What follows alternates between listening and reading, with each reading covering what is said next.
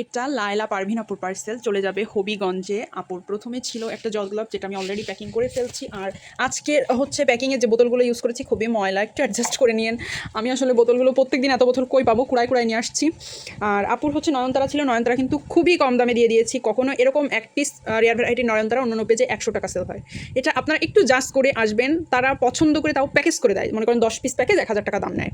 তো এটা আমি শুধু বলতেছি, আমার কথা বিশ্বাস করতে হবে না, আপনারা একটু জাস্ট করে আসে তারপর দেখেন। আর আমি সেখানে আপুকে 4 পিস চারা দিয়েছে মাত্র 150 টাকায়। আর সবাই চারার জন্য পাগল হয়ে গেছেন, আমার আসলে রেডি হয়নি। রেডি হলে আপনারা এরকম দামেই পাবেন ইনশাল্লাহ, সবাই কম দামেই পাবেন।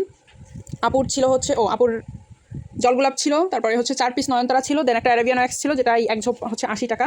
আর আপুর হচ্ছে কী ছিল এটা, ইঞ্চি প্লান্ট। আর সাইডে গ্রিন লেডি রাখা আছে। আগের দিন বলেছি যে এই দুটো আলাদা, সেম না, দুটো কিন্তু আলাদা প্লান্ট। আর এটা ছিল একটা কাটিং, এটা কি আমি নাম জানি না। আপুর সিডাম ছিল, তারপরে আপুর কিছু সাকুলেন্ট ছিল, এই যে এটা। আর কলাবতী একটা লাল ছিল, একটা হলুদ ছিল। আর বৃষ্টির কারণে গিফটের সংকট, সেটা তো আগেই বলেছি। আপুকে আমি অপরাজিতার বীজ গিফট দিয়েছি আর 2টা সাদা রেইন লিলি গিফট করেছি। তো এই ছিল আপুর হবিগঞ্জের পার্সেল। আপুর নাম ভুলে গেছি, লায়লা পারভিন।